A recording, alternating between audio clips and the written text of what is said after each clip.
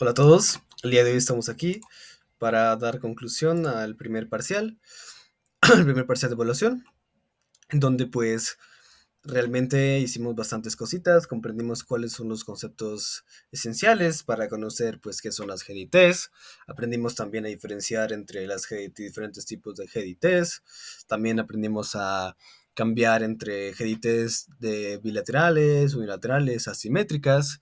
En realidad hicimos bastantes cositas. Esas fueron las actividades que hicimos a lo largo del curso, como pueden observar. Tenemos aquí nuestros apuntes, vamos a darles una pequeña ojeada. Como se pueden dar cuenta, tenemos, pues bueno, lo que son los apuntes, tenemos el concepto general de lo que son las GDTs. Las GDTs, pues son, como su nombre lo dice, son unas reglas o más bien un lenguaje técnico que se utiliza para establecer qué, cómo y cuándo tienen que aplicarse ciertas normas para pues permitir que una pieza cumpla con una calidad dimensional ya preestablecida, ¿no? Precisamente a partir de aquí es en donde pues podemos definir el tamaño, la orientación y algunas otras características de ciertas pues, ¿cómo decirlo?, geometrías de alguna pieza o incluso de algún ensamble en específico, ¿no? Bueno, aprendimos también sobre los niveles de información, el cómo en un plano se interpretan estos mismos. Aprendimos también pues sobre las tolerancias geométricas, las tolerancias dimensionales. Enfatizamos ciertamente el cómo ciertas tolerancias específicas, como lo podrían ser perfil de superficie, como lo podrían ser posición verdadera, nos dan más rigidez que otras, como puede ser, no sé, planicidad, que solo controlaría la forma. Y bueno, también aprendimos lo que pues significa el Six Sigma y el cómo es muy importante a nivel industrial y el cómo puede afectar directamente pues el manejo de muchas cosas. En realidad pues es importante reconocer lo que este término significa porque gracias a este término es que pues podemos comprender a ciencia cierta la importancia de las GITs en la industria, ¿no? Aprendimos las diferencias entre las diferentes tolerancias, las dimensionales, las simétricas y las que podrían también ir un poco más ligadas al acabado superficial, ¿no?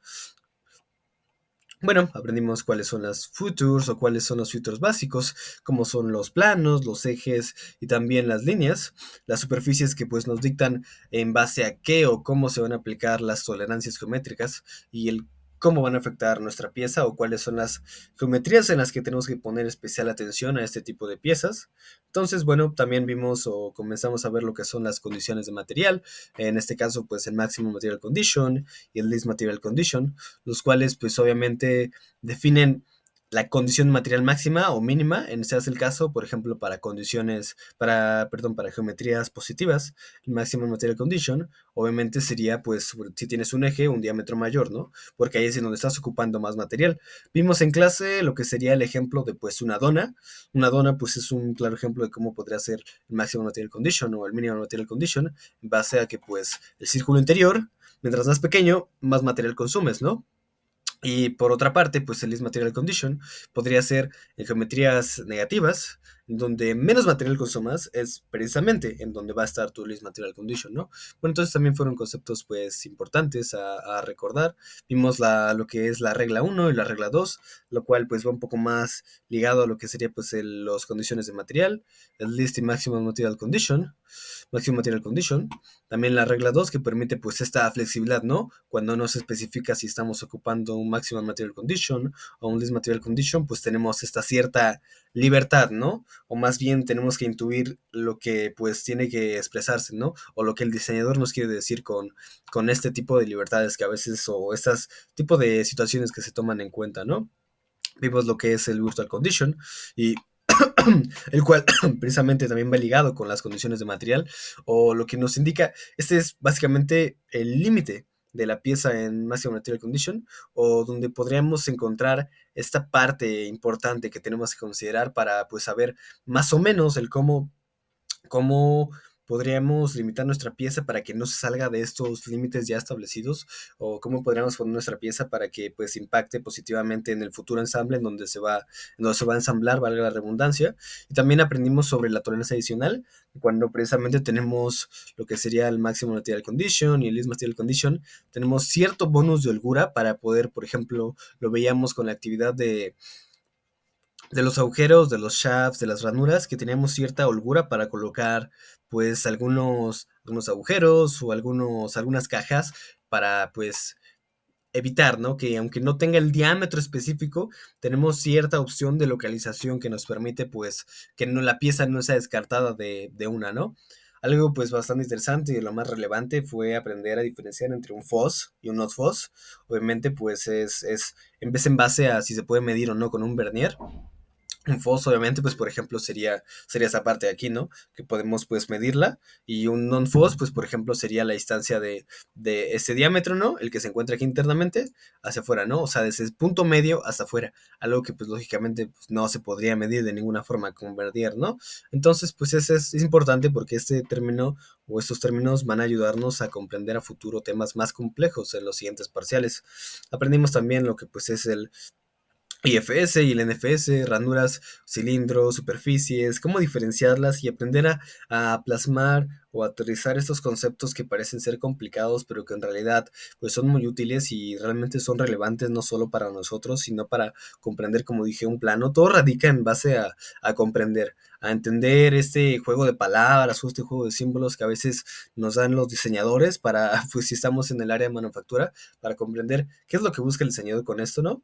También pues otro de los puntos irrelevantes fue los actual envelope, pues que es básicamente pues una especie de tolerancia, ¿no? Que establecida y pues obviamente va de la mano con garantizar la calidad que se busca, ¿no? Dependiendo sea X o Y producto, pues en realidad este tipo de situaciones es para ayudar, ¿no? A minimizar el riesgo, para no rechazar tantos componentes y que también la empresa o la industria en la que se está trabajando esto, pues no tenga tanta pérdida, ¿no? Entonces, pues son conceptos básicos, por ejemplo, inner boundary, el outer boundary, también son conceptos relevantes, muy relevantes, de hecho, diría yo, porque en base a estas, por ejemplo, esos conceptos es que hicimos dos actividades en el curso.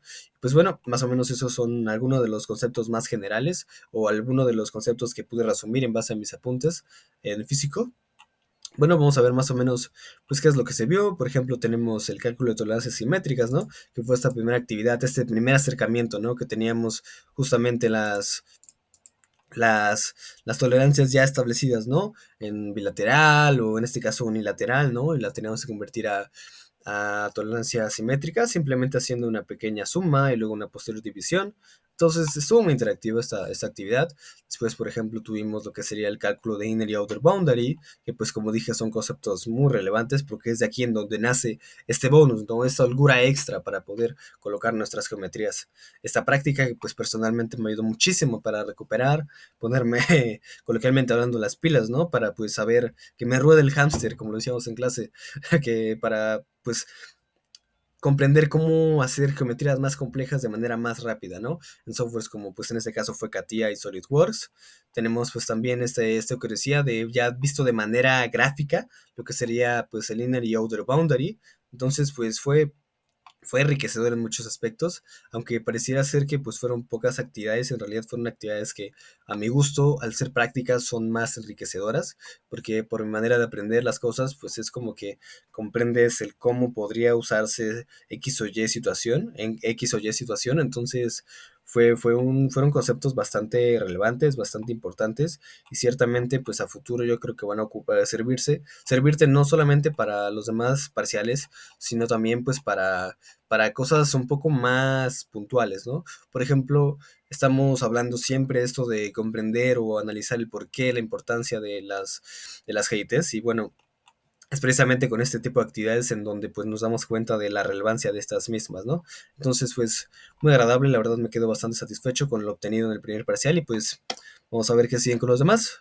Y pues nada, creo que recopilando estos datos generales y estas actividades es como damos cierre a este primer parcial que en realidad estuvo un poco cargado, pero fue enriquecedor en muchos aspectos. Y bueno, gracias a ver el próximo video que verificaremos, ahí estaremos platicando al respecto, ¿no? Hasta luego.